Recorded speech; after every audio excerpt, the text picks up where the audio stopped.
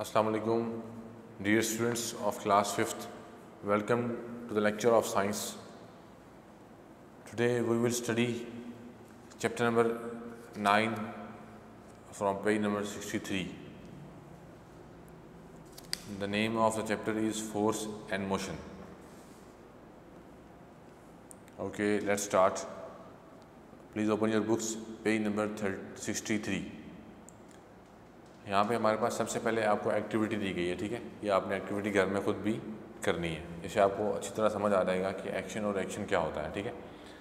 आपने कोई भी दो हुक्स लेनी है, ठीक है। मतलब आपने कोई एक लेके ना रस्सी, कोई वायर या कोई थ्रेड लेके उसको दो जगह पे फिक्स कर लेना किसी हुक के साथ, ठीक है। उनको उसको फिक्स कर देंगे आप, और आप क्या करेंगे कि एक स्ट्रॉ लेंगे जो कि उस रस्सी जो रस्सी है वो स्ट्रॉ के बीच में से पास कर रही होगी। आपको फिगर 9.7 में नज़र आ रहा है कि आपने क्या करना है, ठीक है। इसको देखेंगे तो आपके लिए आसानी हो जाएगी इसको समझने में।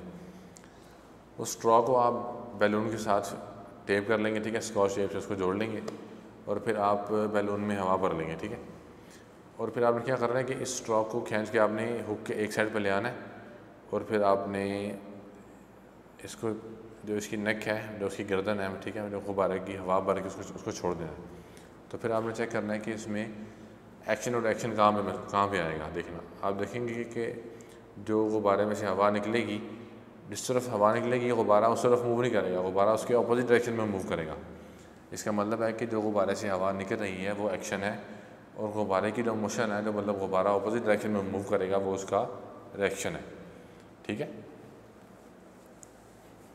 उसके बाद नीचे आते हैं, action and reaction are equal but opposite. यहाँ पे बताया गया है कि एक्शन और रिएक्शन दोनों होते इक्वल ही हैं, लेकिन वो होते अपोजिट डायरेक्शन में। फिगर 9.8 में आपको बताया गया है कि हमारे पास एक टेबल है, उसके ऊपर एक बुक पड़ी हुई है, ठीक है।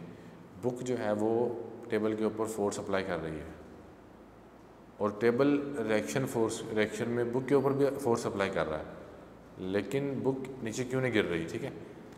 एक्चुअली इस तरह हो रहा है कि जो बुक का जो वेट है उसके वेट के मुताबिक टेबल भी उसके ऊपर रिएक्शन फोर्स अप्लाई कर रहा है, ठीक है।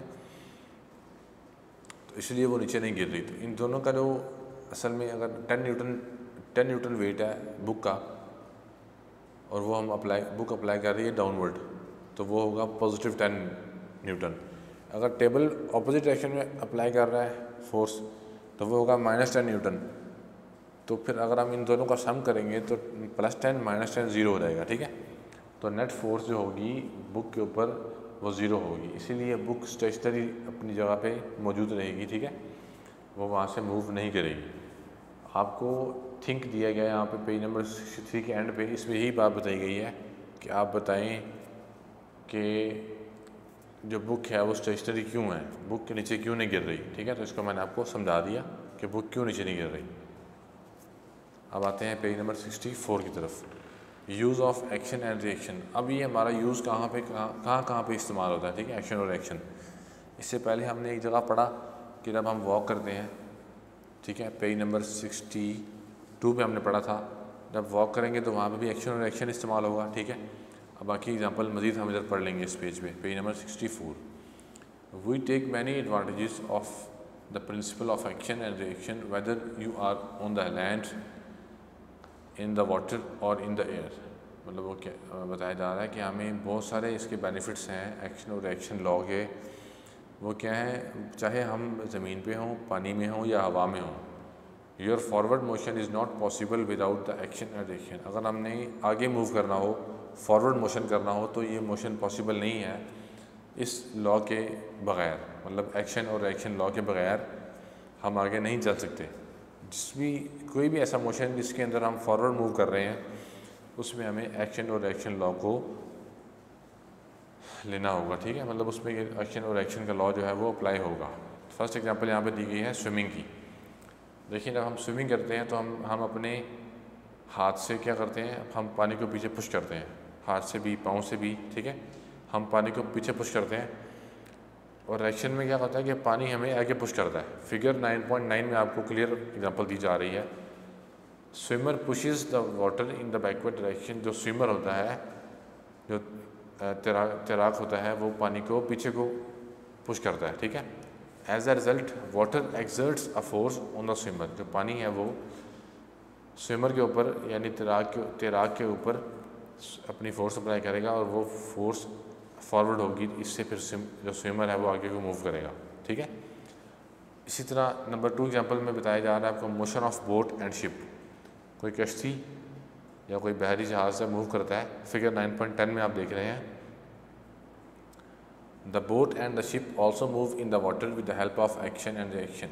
In the boat the boatman pushes the water backward with his oars.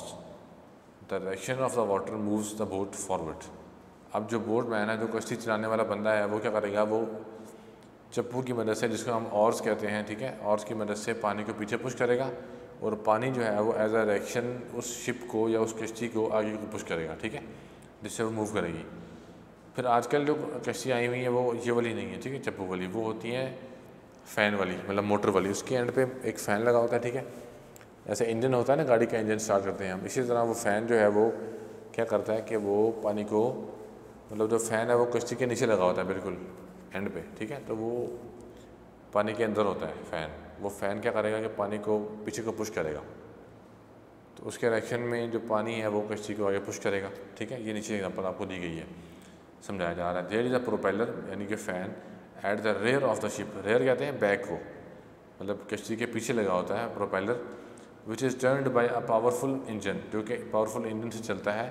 The propeller pushes the water backward. ये प्रोपेलर क्या करेगा, वाटर को बैकवर्ड मूव करेगा और एज अ रिएक्शन जो वाटर है वो बोट को आगे को पुश करेगा। ठीक है। नंबर 3 एग्जांपल है मोशन ऑफ एरोप्लेन। सेम जैसे कि हमने अभी पढ़ा प्रोपेलर, इसी तरह जो एरोप्लेन के विंग्स होते हैं ना, पर होते हैं, उन परों के अंदर भी ऐसे ही इंजन लगे होते हैं, टर्बाइंस लगी होती हैं। ठीक है, प्रोपेलर लगे होते हैं, फैंस होते हैं, यानी कि वो हवा को आगे से उठा के पीछे को पुश करते हैं, यानी हवा को पीछे भेजेंगे तो एज अ रिएक्शन हवा जो है वो उस जहाज़ को आगे भेजेगी, तो जिससे वो जहाज़ चलता रहेगा। ठीक है, एरोप्लेन चलता रहेगा इस तरह। यही आपको 64 पेज पे ये आपको एंड पे ये बताया गया है। इसी तरह जेट एयरक्राफ्ट भी ऐसे ही चलता है। ठीक है, बस जेट एयरक्राफ्ट में और एरोप्लेन में मेन फ़र्क क्या होता है कि जेट एयरक्राफ्ट जो होता है वो उसकी स्पीड बहुत तेज़ होती है। ठीक है, वो भी आप पढ़ते हैं तो आपको समझ आ रही। Sometimes you might have observed an aircraft that leaves a smoke track behind it. आपको बताया जा रहा है कि कभी कभार आप देखते हैं कि जेट एयरक्राफ्ट जो होता है उसके पीछे, यानी उसके इंजन है ना, उसके प्रोपेलर जो होते हैं, प्रोपेलर असल में जहाज़ के इंजन ही होते हैं। ठीक है, जब इंजन में पेट्रोल जलेगा तो उसका धुआं आएगा। ठीक है, वो धुआं में नज़र आता है जहाज़ की बैक साइड पे ना, जेट क्राफ्ट की बैक साइड पे। This craft flies faster than those with the propeller. ये जब जिस क्राफ्ट के बैक से आपको स्मोक नज़र आएगी वो उस क्राफ्ट की स्पीड तेज़ होगी। ठीक है, and can attain more height, और वो ज़्यादा हाइट, मतलब वो ज़्यादा ऊंचाई पर भी जा सकता है। This consumes less fuel as well, और ये फ्यूल भी कम कंज्यूम करता है। Jet aircraft can not fly through vacuum, they need air. अच्छा, ये एक बात है कि जेट एयरक्राफ्ट जो होगा उसको हवा लाजमी चाहिए होगी। वैक्यूम वो होता है जहाँ पर हवा ना हो। अगर हम एक कमरे में आएँ और उस कमरे में हम वैक्यूम पंप से हम उस कमरे की हवा बाहर निकाल दें तो हम फिर ये कह सकते हैं कि वो कमरा अब वैक्यूम बन गया है। ठीक है, तो जहाज़ जो है, एयरक्राफ्ट जो होगा, उसको फ्लाई करने के लिए एयर चाहिए होगी, वो वैक्यूम में नहीं मूव कर सकता। ठीक है, the air becomes hot due to compression. अब क्या होता है कि जब एयरक्राफ्ट मूव कर रहा होता है तो जो हवा होती है, क्योंकि जाहिर सी बात है कि इंजन मूव कर रहा है, धुआं बाहर आ रहा है। ठीक है, तो इसकी वजह से एयर जो है वो हॉट हो जाएगी। ठीक है ना, when the air mixes with the fuel in the furnace they burn to produce gases as very high pressure. अच्छा, क्या होता है कि कोई भी इंजन हो ना, वो चाहे बाइक का इंजन है, गाड़ी का इंजन है, ठीक है, एयरक्राफ्ट का इंजन है, उसको हवा चाहिए होती है अपनी पेट्रोल को बर्न करने के लिए। ठीक है, तो ये उसकी बात की जा रही है कि जो एयर होगी वो फ्यूल के साथ मिक्स होगी और फिर वो हाई प्रेशर पे मतलब वो बर्न होगा। ठीक है, मतलब कि हीट प्रोड्यूस होगी इंजन के अंदर। Hot gases escape from the rear with a large speed. वही जो होती हैं गैसेस, हॉट गैसेस, वो जहाज़ के एयर क्राफ्ट के बैक साइड से, रेयर साइड से बड़ी स्पीड में निकलती हैं। ठीक है, एस्केप करती हैं। The force of that action pushes the jet forward. उसी की वजह से जो एज अ एक्शन, जैसे कि हॉट गैसेस एयरक्राफ्ट से पीछे निकल रही हैं तो वो एक्शन हो रहा है, ठीक है। मतलब कि एयरक्राफ्ट जो है वो अपने अंदर से हॉट गैसेस को बाहर निकाल रहा है और पीछे की तरफ निकाल रहा है, तो ये एक्शन है। इसके रिएक्शन में क्या होगा कि जेट को जो है वो आगे फॉरवर्ड पुश मिलेगा, ठीक है, वो आगे को मूव करेगा। The force acting on gases in is action and the force on the jet craft is the reaction. ये वही बात बताई गई है कि जो फोर्स गैसेस के ऊपर अप्लाई हो रही है वो एक्शन है, और जो फोर्स जेट क्राफ्ट के ऊपर अप्लाई हो रही है वो क्या है, वो उसका रिएक्शन है। उसके बाद रॉकेट है, रॉकेट भी सेम ऐसे ही मूव करता है, ठीक है। पेज नंबर 65 का लास्ट टॉपिक है rockets can move through vacuum because they do not need air. Rocket जो है वो वैक्यूम में भी मूव कर सकते हैं क्योंकि उनको एयर चाहिए नहीं होती, ठीक है। जैसे कि हमने एयरक्राफ्ट की बात की थी कि वो वैक्यूम में मूव नहीं कर सकता क्योंकि उसको एयर चाहिए होती है, क्योंकि उसमें इंजन होता है। इंजन में जब इंजन के अंदर फ्यूल है, उस फ्यूल को बर्न करने के लिए हमें हवा चाहिए, तो हमें एयरक्राफ्ट जब मूव करेगा तो उसके लिए वैक्यूम नहीं होना चाहिए, उसके लिए हवा होनी चाहिए। लेकिन रॉकेट जब मूव करेगा तो उसके इर्द गिर्द हवा ना भी हो तो वो मूव कर लेगा, यानी कि रॉकेट वैक्यूम में भी मूव कर सकता है। The fuel carried bye a rocket consist of kerosene oil और अदर सच मटेरियल, ठीक है। जो फ्यूल हम रॉकेट में इस्तेमाल करते हैं उससे हम कहते हैं कैरोसिन ऑयल, ठीक है। कैरोसिन ऑयल हम कहते हैं मिट्टी के तेल को, और इसी तरह के कुछ और मटेरियल्स भी होते हैं। As oil needs oxygen for burning, जैसा कि आपको अभी मैंने ऊपर बताया था आपको कि एयरक्राफ्ट में जो फ्यूल है उसको बर्निंग के लिए, उसको आग जलाने के लिए हमें एयर की रिक्वायरमेंट लाजमी होती है, मतलब हमें हवा लाजमी चाहिए होती है, ठीक है। तो ये वही बात बताई जा रही है कि ऑयल जो है वो मांगता है ऑक्सीजन जलने के लिए। Therefore liquid oxygen is also provided in the rocket. अब क्या होता है कि हमें रॉकेट के अंदर भी असल में इंजन ही होता है, ठीक है, और इंजन के अंदर फ्यूल होता है, लेकिन हम ऑक्सीजन कहाँ से लेंगे? अगर एक रॉकेट वैक्यूम में जा रहा है तो उसको ऑक्सीजन कहाँ से मिलेगी? रॉकेट के अंदर इनबिल्ट जब रॉकेट तैयार किया जाता है तो उसमें हम लिक्विड ऑक्सीजन का सिलेंडर रखते हैं, ठीक है। वो जो ऑक्सीजन लिक्विड ऑक्सीजन है फिर वो इस्तेमाल होती है उसकी जो है बर्निंग के लिए, फ्यूल की बर्निंग के लिए, ठीक है। Oil and oxygen are burned in the furnace. Furnace असल में कहते हैं एक टनल को हम फर्नेस कहते हैं, जिसके अंदर ऑयल और ऑक्सीजन जो है वो जलेगी, या सिलेंडर कह सकते हैं, cylinder. This gives out in gases which escape downwards with a very high pressure. अब क्या होगा, जब फ्यूल जलेगा तो रॉकेट के बैक साइड से, रेयर साइड से गैसेस की स्पीड बहुत तेज़ होती है, ठीक है। वो बहुत स्पीड से गैसेस उसमें से बाहर निकलती हैं, आग जलती है तो वो आग बाहर निकलती है, वो होता है उसका एक्शन। जिसके रिएक्शन में क्या होता है कि जो हमारा एनवायरनमेंट है, जब वो फिर रॉकेट को फॉरवर्ड पुश करेगा। अब रॉकेट के रियर साइड से जो धुआं है, यानी कि आग जो होती है, बड़ी स्पीड से आग निकलती है, ठीक है, आग, तो वो होगा उसका एक्शन। अब आग क्या करेगी कि आग उसके रिएक्शन में रॉकेट को फॉरवर्ड मूव करवाएगी, वो होगा उसका रिएक्शन। तो फिर इसी तरह ये काम चलता रहेगा और रॉकेट जो है वो मूव करता रहेगा। The reaction force to the gases moves the rocket upward. आज का लेक्चर इधर ख़त्म करते हैं।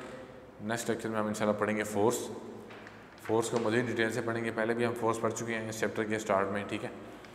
तो आज हमने पढ़ा है, क्या पढ़ा है? हमने पढ़ा है कि एक्शन और रिएक्शन हमारी डेली लाइफ में कहाँ पर इस्तेमाल होता है, ठीक है।